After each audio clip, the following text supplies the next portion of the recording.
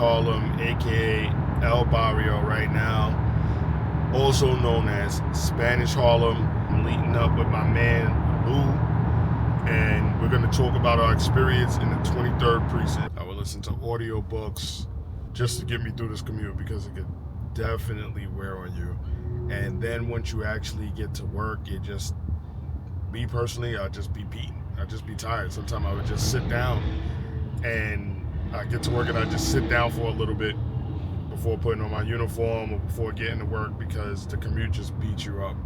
Right now we're on the Cross Island Expressway. You see this runway right here. This is where I had my 1.5-mile jog while in the police academy. If you did not do good on what's called the 1.5-mile run or the job standardized test, aka the JST, you had to wear a yellow band for failing the 1.5-mile run, and you had to wear a red band for failing the JST. Well, I was in such bad shape because I had surgery a couple months before. I wasn't working out, but even before that I still wasn't working out, so I think it all just compounded on top of another, and I had to wear both, so that really put a target on my back. I used that to make sure that I got in shape very quickly. I used to run with a weighted vest. I went harder in my gym workouts, and I just got better when it came down to the final test and to have to retest for the JST and to retest for the 1.5-mile run.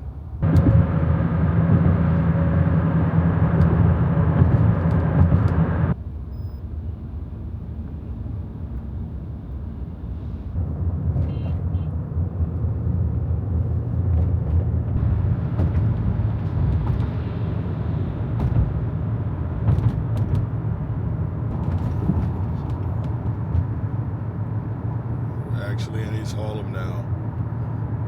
It's the FDR Drive, the Parkway. It gets you right into East Harlem. It's on the east side. Yeah, the East River right over there.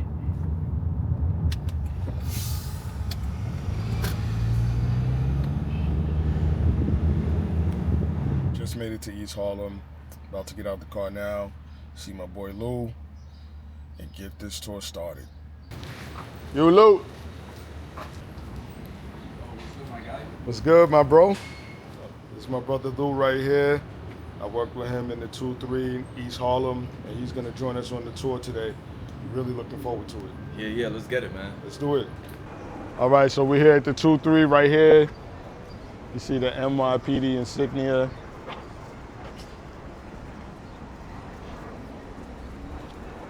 It's a beautiful day out here today.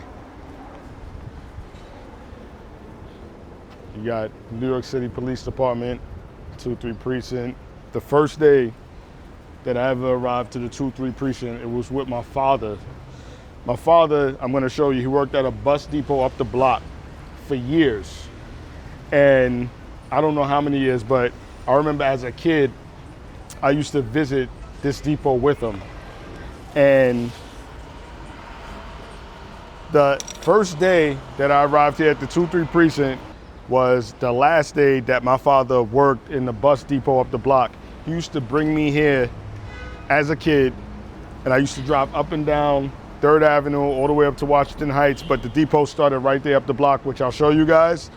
And the day that he dropped me off here was the day that he got transferred to a different depot in Brooklyn. So I feel like it was a transfer of energy, which was super weird in working in East Harlem for me and my pops. Born in this area, little did I know I was gonna end up coming back as a police officer. I did go to high school at Manhattan Center.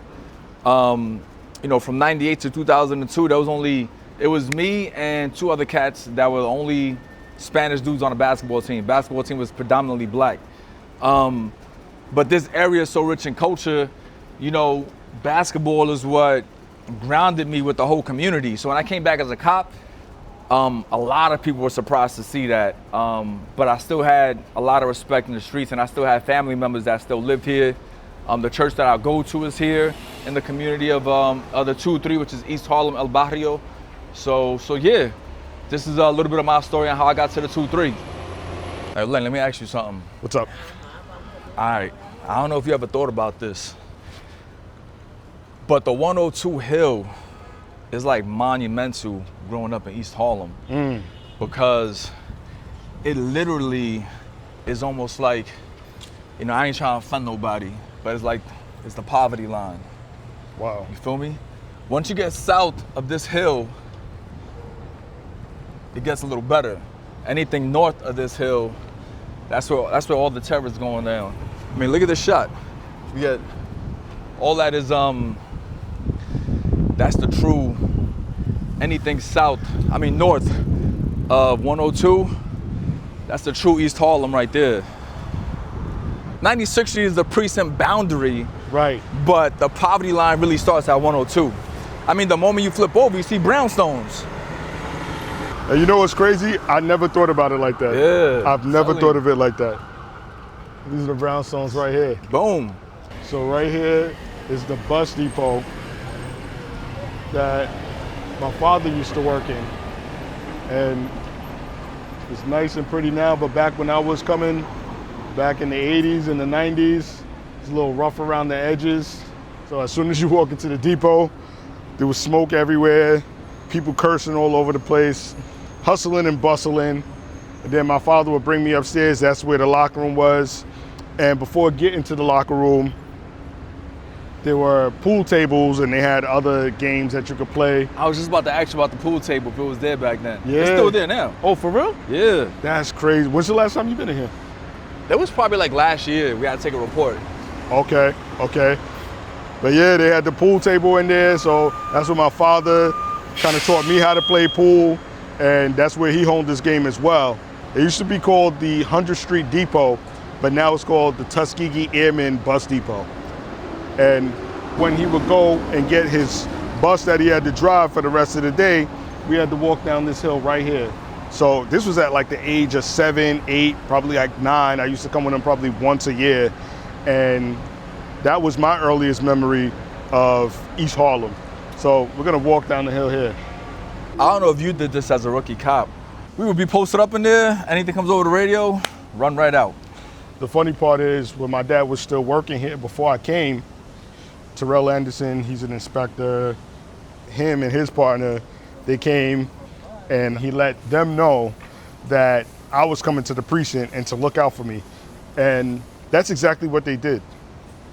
Especially being African American, Terrell and his partner, Officer Brown, they were both African American, and they took me under their wing and kind of put me on to what things I should look out for, and they were really mentors for me.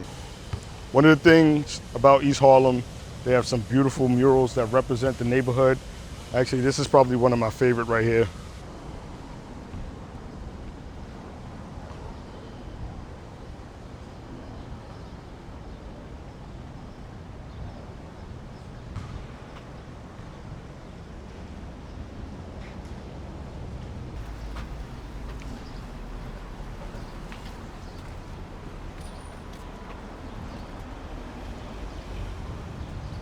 Yo, Lou, you got your hammer on you? Yo, Lenny, come on, bro. I'm always strapped out here. Be a fool not to be. Especially the areas that we touching on. Yeah. You know what I'm saying? You're right. Well, I don't have mine. But I knew that would be with you, so. Yeah, you straight. Right here is the firehouse that's attached to the 23rd Precinct. The fire department, engine 53, ladder 43. Shout out to all the firefighters out there. How often while you were a cop did you ever think, man, I should have taken the FD test? I thought about it a lot, but back then it was super hard to get into FD. So I didn't even try, to be honest with you, but it would have been a good look for sure. Can I tell you how ignorant I am, bro?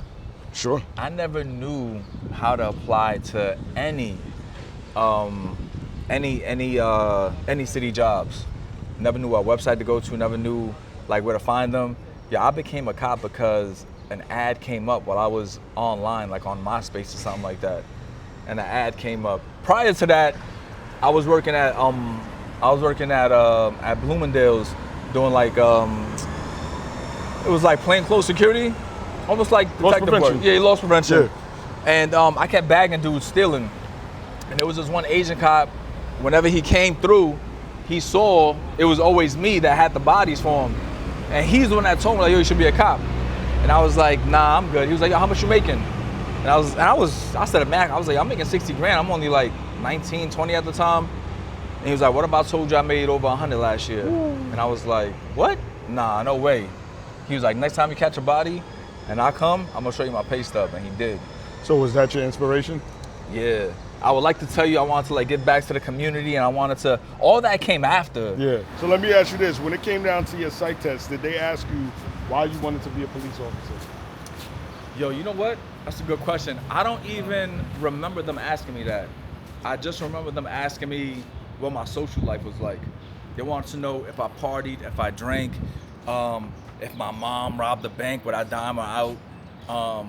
You know, if there was like, you know, a bag of money I came across on the street, what would I do? Like asking me questions like that. I never remember them asking me why I wanted to become a cop, but I would have told them the same story. Really? I would have been like, yo, this is how it started. Now that I'm going through the process, because it changes. Like that's what got my attention. I'm not gonna lie, but being able to come back to the community that I grew up in and police this community, that takes it on a whole nother level. You know what I'm saying? Especially when you and I, like, we knew each other because I was always in and out the building. Like I don't know if you remember that. Yeah. I was always in and out because I was doing task force. Yep. And we were always bringing bodies in and out. But then when I got assigned here, you and I already had a little bit of a rapport. Yeah. And then when we became youth officers together, like you already saw the work I was doing with the church, the work you was doing with the boys club, and you brought me along for that. So it was awesome, man. I remember the first time I met you, where you were sitting down and you were processing the collar. Yeah. And I looked at you, I was like, this seems like a cool, solid dude. And to be quite honest, there was a lot of funny style cats that were around. So you didn't really see cats, me personally, I didn't see cats I could vibe with. So I walked up to you and I was like, what's up, brother? And same way that you greet me now today, same way that you greeted me back then, the first time. I remember I want to say the first impactful interaction that we had was when he came to the church and heard my testimony. Like that's when I was like, yo, he showed up? Oh nah, we about to rock out together. Really? Yeah, that's when I was like, yeah, wow, there's something special with this dude right here. Wow. Cause you know, it's different when you it could be like a fine line sometimes when you start talking about your faith to someone who, I don't know what your perspective of me was back then, but it could be like you said, some weirdo stuff. Like, yo, this dude, hold on, he just invited me to, you know, a church. Thankfully, you was upstairs doing, because we were meeting at school. So my church was renting out space at a school. Lenny was teaching a soccer class in the second floor of this school in the gym. But my church was renting out the auditorium. So I was like, yo, you're already in the building. Like, you might as well just come down and pop up, hear my testimony.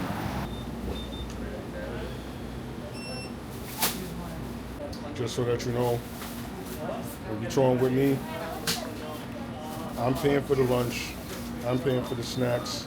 That's just how this goes. I'm coming to your hood, you treat me like a guest, that's how I give back to you. True gentleman.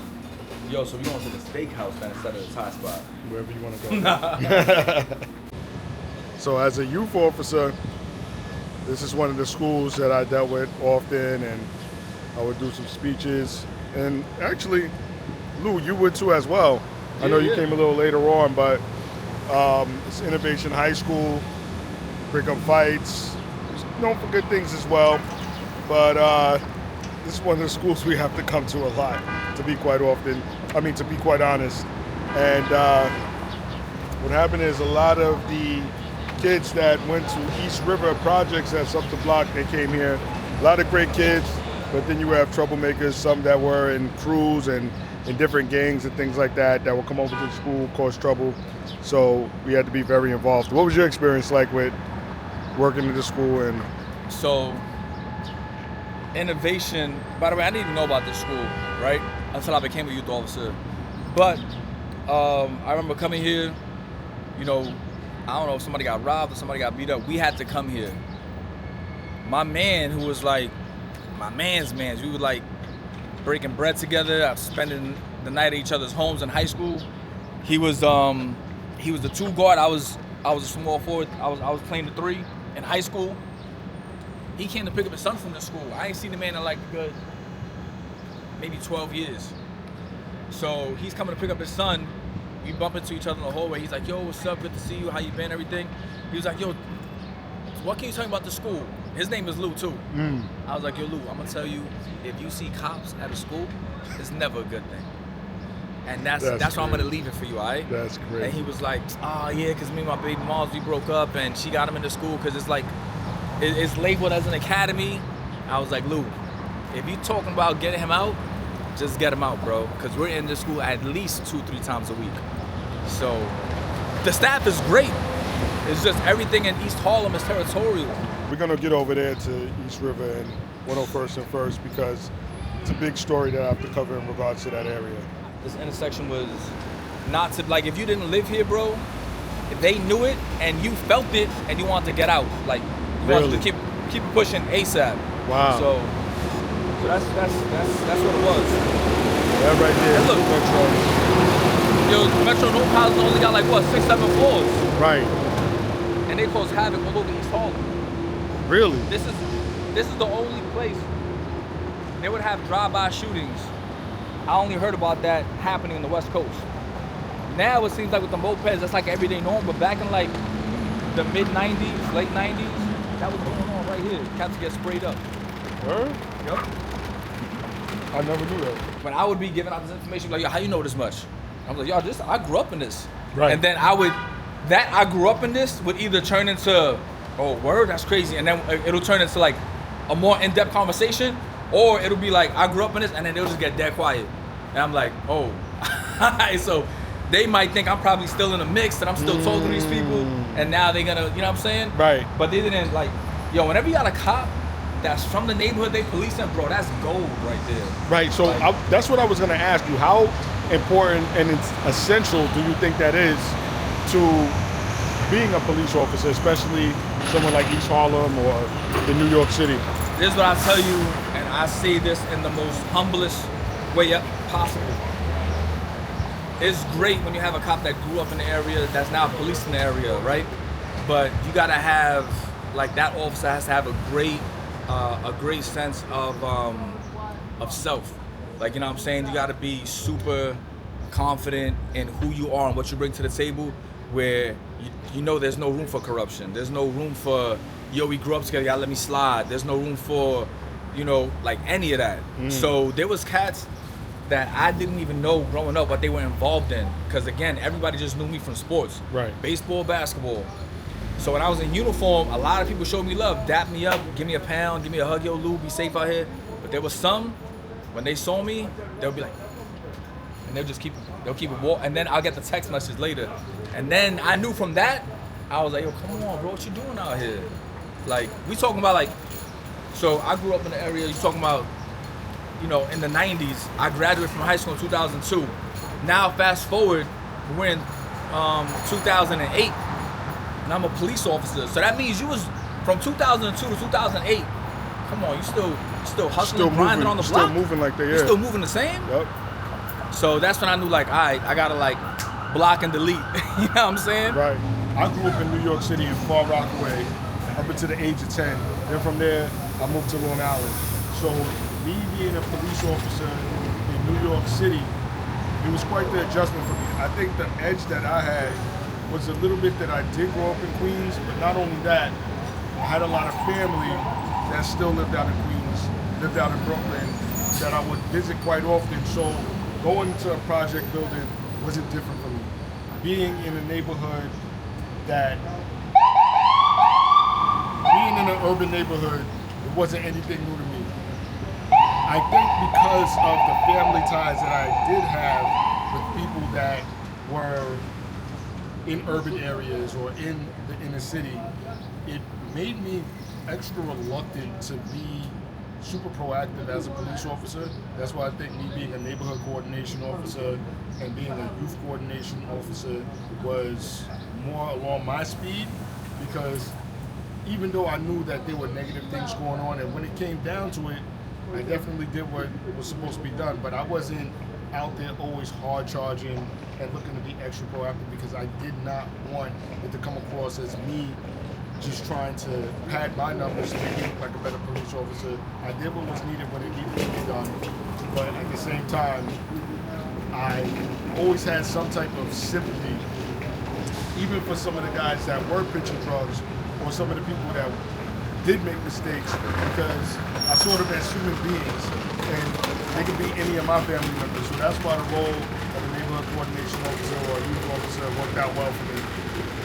And yeah, that's just my take on things. But what Lou was saying, a lot of the solid cops that I know, the ones that don't complain and the ones that get busy, they're usually going to be from the 5 boroughs. I'm not saying that if you're from Long Island or if you're from upstate that you can't be an excellent police officer, detective, but what I would have to say is the ones that I've always gotten along with the most, or the ones that I always see just grinding, doing the right thing, know how to speak to the community, usually going to be the ones that are from a community that they serve, or something, or a community similar to one that they serve. So right now, we're at East 102nd Street and First Avenue. Here you have the East River Projects. And this area right here is actually known for one of the biggest takedowns in New York City. I think it was in 2016. They had a huge police takedown involving the FBI and involving the NYPD. It was a joint operation, and the reason for the joint operation was to arrest for guns and also to arrest for drugs. But it all stemmed from the fact that there was a police officer by the name of Randolph Holder that was assassinated by a criminal from East River Projects, which made the NYPD and the FBI dig deeper into the violence and a lot of the turmoil that was going on within East River Projects, or East River houses. It was a huge loss for the police department, one of the biggest funerals that I've ever seen. And, you know, Randolph was a very young man, and his life got cut too short over nonsense that went on in this housing project. This is where DJ K-Slay is from originally, and a lot of the kids that went to that school that I was telling you about, and we were talking about Innovation High School, they're from this area here. So as a youth officer, I was able to identify a lot of gang activity or youth crew activity due to the fact that I was engaged with a lot of these kids before they became criminals. So often how it started was they would get in trouble in school, principals would call us, let us know that they had been involved in fights, or, you know, maybe brought weapons to school, something like that. And because of the constant engagement with some of these kids, once they got older and now they were considered to be adults as far as the legal system was concerned, or the criminal justice system was concerned, it was very easy for me to identify them based off of descriptions, based off of pictures, so that I could identify them and arrest them depending on what the crime was. Am I proud of that? Am I happy about that? No, but it gave me the competitive edge. It gave me the edge to be able to identify these suspects because of my experience and engaging them in the school, and then solving whatever crime or solving whatever illegal activity that they might have partaken in, and getting the job done. Yo, I know why you're saying you're not, or that you may not be proud of that, but I don't even know if you just caught it. Like, at the end of the day, there was a crime that was committed. Yeah. So there was a victim that you helped. That's true. You know what I'm saying? Like, these kids went through our program, a handful of them, a little more than a handful actually, took advantage of it. You know, when we went to college trips, when we went to, you know, different stadiums, we had tickets to take them to the movie, to take them out to eat. They took advantage of that. They asked us a bunch of questions, and those kids are off in college now doing their thing, away from the hood. It's true. The ones that, you know, that didn't care for it, the ones that we end up locking up, that's on them. I don't feel bad about that true. at all. That's a good point. You know what I'm saying? That's a good and point. they know, like, at the end of the day, it's a, like, I hate to say it this way, but it's a game. And when we lock them up, at least they know we're gonna treat them with the same respect because we know who they are. We don't know why they did what they did, but you know, they're not giving us a hard time during the process the way they would give the average cop a hard time. That's true. But yeah, man, like, I know we did everything we could to help these kids out. These knuckleheads want to choose their own way, and when they want to blame the hood, they want to blame the circumstances, that's on them. Because we showed them a way out. Like, we're not their parents, so we can't be there 24/7. Right. But you know why I say that, though? And everything that you're saying is 100% accurate. But the thing is, once I actually got to know these kids, most of them were not really about that life. Oh, nah, yeah. Most of them were just young, dumb, and trying to follow the older people and implement what it is that they put in place. Because they don't have somebody to mentor them. Right. They don't have a father or somebody to set an example. So often I would spend hours with them and I just got to know who they were. Yeah.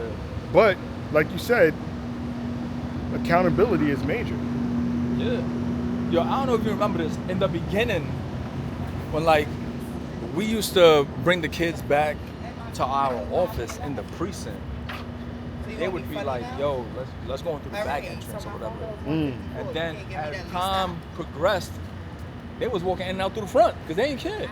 That's true. You know what I'm saying? So I think like that in itself like speaks volumes because they understood what we were there for, and they, you know, they were grateful for it. They weren't ashamed. Right. Like, you know, we used to pick them up in what they would call they would call it the paddy wagon. They didn't know what the paddy wagon really was. Put in the van. You know what I'm saying? But we'll pick them up in the van, and they used to like hats low. You know, they didn't want to look out the window. That's right. And, yo, by the end of the program, these kids was like, they ain't have a care in the world. Yo, drop me off right in front of the block. Like, so true. So this area right here is the back of 1199 Plaza, and I'm highlighting the back of it because I remember one of the craziest nights. It was a triple shooting, and apparently Dave East, he was leading the barbecue.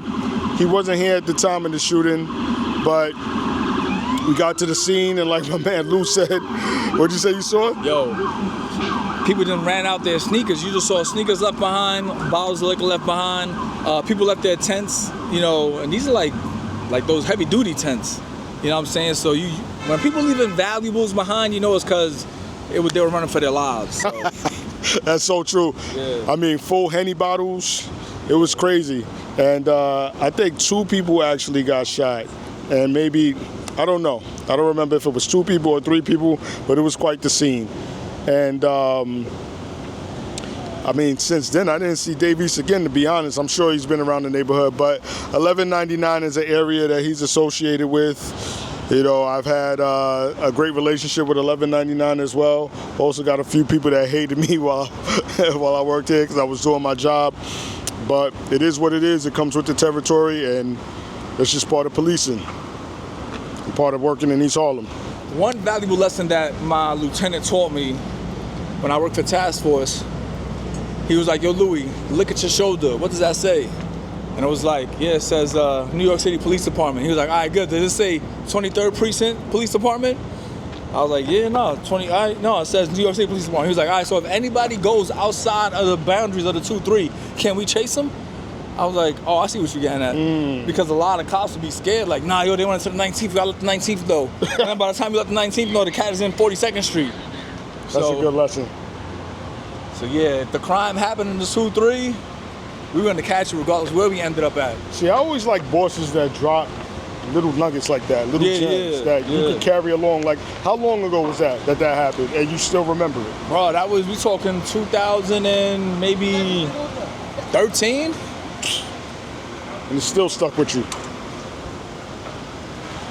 And the great thing about this is now, that little lesson that he put you onto is being recorded here, and people will be able to learn from it from watching this video. Right. You know?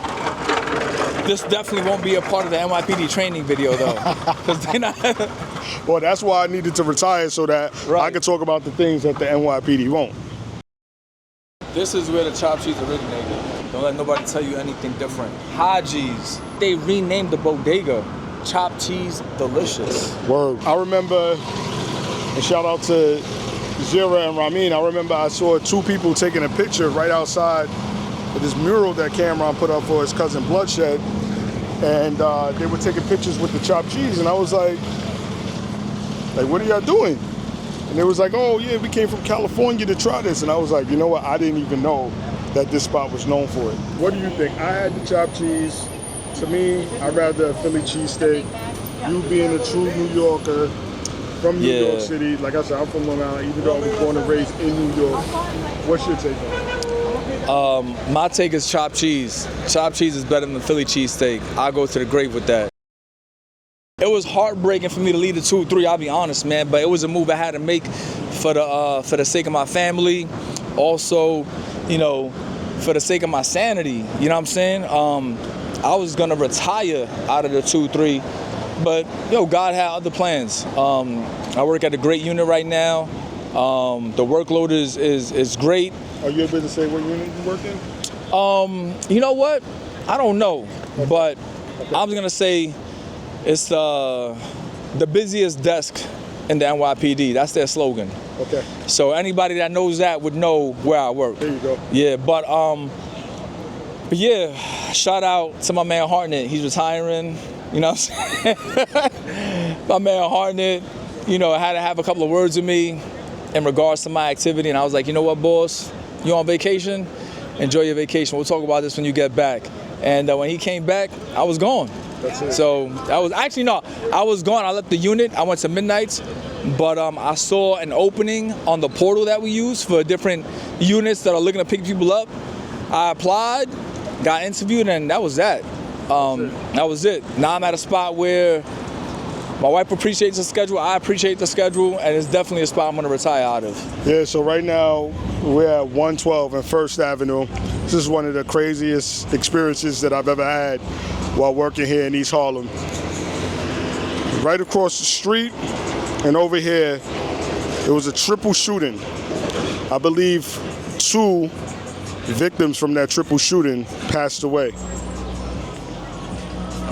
While working as a neighborhood coordination officer, we went into this bodega right here because we couldn't figure out who committed the crime. Me and a friend of mine named Ray, we walked into here. We went to try to gather some camera footage, and once we came out, I started discussing the camera footage with another friend of mine. As I'm talking about what I saw across the street, what I saw over there, what I saw over here, I'm walking around. And as I'm walking around, my friend stops me and he pulls me back. When he pulls me back, he points down to the ground. On the ground were the brain matter from one of the victims. And I was this close to stepping in it with my boot. It was the most horrific feeling and most disgusting thing that I've ever seen in my life. If I would describe what it looked like melted butter with strawberries in it. It was pinkish and it was soft it looked soft. If I would have stepped in it, I would probably be able to give you a little bit more of a description of what it felt like, but thank God I didn't. So that was one of the most gross and disgusting and disturbing things that I ever experienced as a police officer. Eventually, we were able to find out who killed the 2 of them and who committed the shooting. And crazy thing is, it was over some long-standing beef that was passed down from family to family for generations to generations. And it was in the summertime. I guess it was just one of those hot days where they were fed up, and that's what went down. One of the crazy things about East Harlem is the fact that behind Brownsville, it has the most projects within one confined area. So in the summertime, what happens is you have all of these projects that go up to about 20 stories. Some go up a little higher. Then you got 1199 that goes up higher. The levels, they vary. But the thing is, when the summertime happens, or when the summertime comes around, all of the people from those buildings, they come down to the ground. And it creates a very populated and chaotic atmosphere.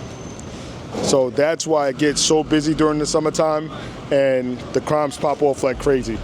Anybody from East Harlem, once you hear Jeff Park, it's gonna resonate. Ring a bell. Yeah, and that is gonna be a good bell or it's gonna be a bad one, because there's no in between. You either got robbed and jumped, or you had a wonderful barbecue day with the family here. Yeah. But there was no like, I was just passing through Jeff Park because there was nothing else better to do.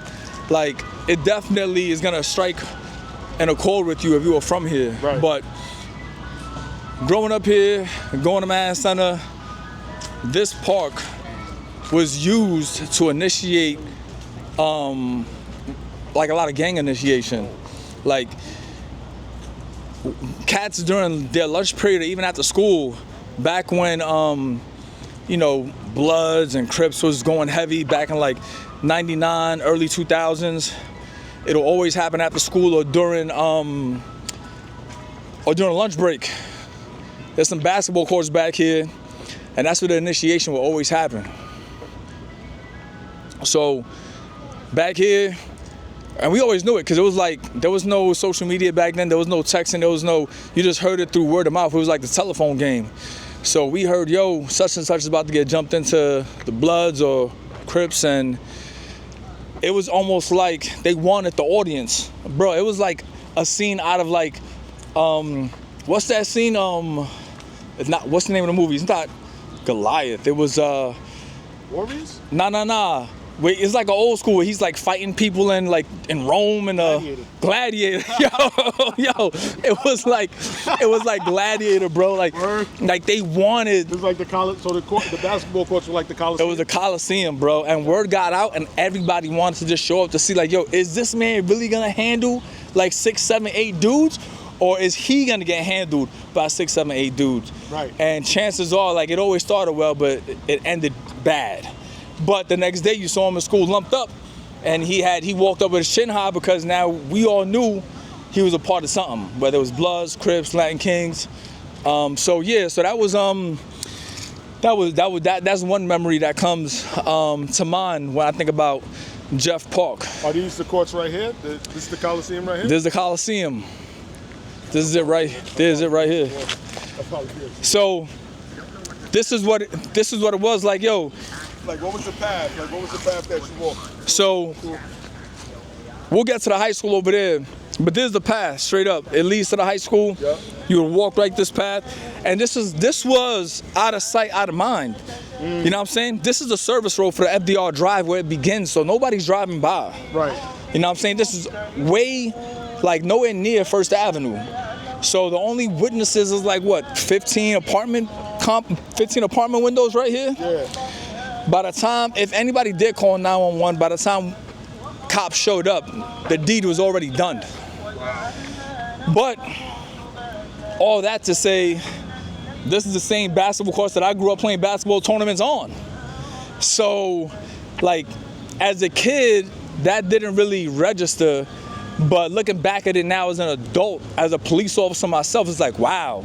Like, the same courts I was getting trophies on is the same courts dudes was getting, like, fighting for their manhood, but then also because they want to be a part of something because they didn't have a fatherly figure or even a family unit at home to be a part of, you know what I'm saying? So, but this was it. This was it. When the cops came, it was like roaches when the lights come on. Everybody fled a bunch of different ways because you had. So strategically, this was like the best spot to do it. And the fact that youngins thought about that, they put that much thought into it, that always boggles my mind. This is the infamous Rayos. Seen in many movies, name dropped on a lot of rap records from artists from East Harlem. So I used to go to Manhattan Center right across the street from Rayos. And I think it was 2000, the Yankees won the World Series, and Paul O'Neill came to give a speech at our school. Coming to the school, we already knew what Rayos was about. Very mafioso, very Italian. No one that I knew ever ate in there. So Paul O'Neill finishes his speech in the auditorium, and it's like a scene out of Rocky. We're all following him out of the school and down the steps. We see the stretch limo parked in front of Rayos, and we think he's going into the stretch limo. Sure enough, my man Paul O'Neill walks into Rayos. and everybody was like, yo, he's mafia. There's Christmas decorations in there because the owner says every day is Christmas, and there's no menu. You eat whatever the chef is cooking that day. So, and there's like every Italian movie, one way in, one way out. There's no rear entrance. So that's my little Rayo story right there. Ricardo's is definitely a staple. One of the best steaks I've ever had for the first time was from Ricardo's. It was a T-bone steak, and from there, I was hooked. So I just wanted to highlight that real quick. Yo, Lenny, secret about Ricardo's. Yo, don't pull up on a Sunday. It's super packed. You want to enjoy some good customer service, some quality food. Pull up on a Tuesday, on a Wednesday. You pull up on a Sunday, you played yourself. You're gonna be on a line waiting outside. Another good spot is Cascalote, great Mexican food. So right now, we're about to walk into Banklin Comfort Thai Food, one of my favorite restaurants here in East Harlem. I love the owner. He's been featured in Forbes magazine, New York Times, several other publications, and I haven't seen him in a while. He's definitely going to be surprised. Actually, I hope he's in there. Let's check and see.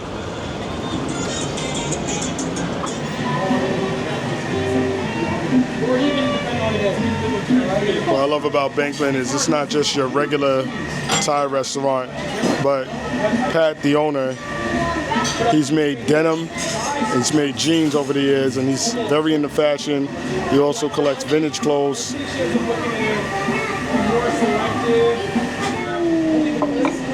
Thank you. Yo, you got up the fried chicken? I didn't know that was coming with fried chicken. Yeah, that's the only chicken he Oh, that's, hey, I'm with it. This is awesome. But yeah, Lenny, this is, I see why you rock with it now. So what you got? You got the pad thai with the... Pad thai with the fried chicken. About to have it for the first time, really. I mean, it looks delicious. I can't wait to dig into this and really give a good review on it. But this presentation alone, I'm giving it a 10. Yo. Looks good, brother. We're about to give it a... Yo, hold on. The utensils come in You see this? Oh, I didn't... Bro, there's like one of them bags my pops used to carry when he did like electrician work. Like, this is yo. That's a nice touch. Yeah. So mine has some crab meat in it. Little chunks of crab meat in this. And you know, I couldn't pass up on the fried chicken. What other Thai spot you know of serves fried chicken? When I used to come through, Pat used to hook me up with little pork belly, and it's true, crazy. What does purpose over pension mean for you? Like, how do you apply that to your life? If you do.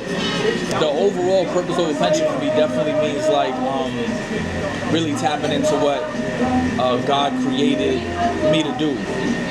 And you know, right now I feel like I am exactly what I'm supposed to be. And when I retire, I know, you know, God will put the right people in my life, or He'll give me the right sign to allow me to see what the next chapter is going to be. But it's all about like living in that purpose that God created me for. You know what I'm saying? Like, I know for a fact I was supposed to be a father. Like, that's something I had instilled in me since I was a kid. I knew I wanted my own family. I never like had any aspirations to act or to be famous or to play professional sports. I always thought it was a cool idea. Like, yo, what if I make it to the, you know, NBA and the major leagues? But it was nothing that I was like striving for.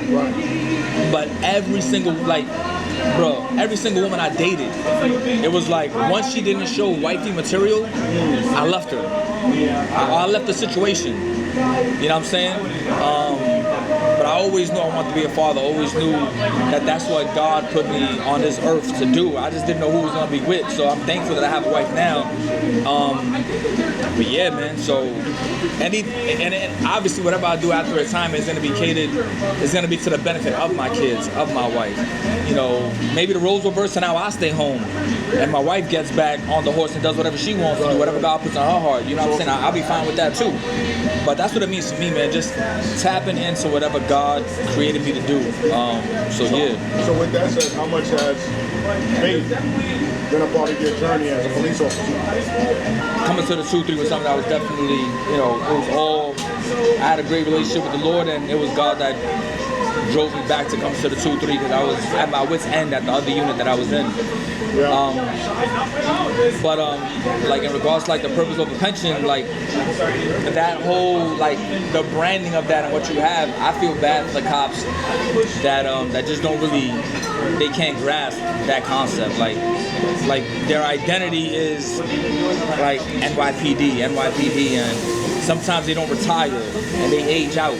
Or when they do retire, you hear them running back and trying to come back before that year grace period that you have to come back, you know what I'm saying? So I was always big on like, I never really surrounded myself with negative people, so the people that, like the friends that I was hanging out with before I became a cop, those are still some of my good friends. You know, granted, some of those relationships kind of faded off, and that's because of just the work schedule, but it's yeah, man, like, it's like doing a bid.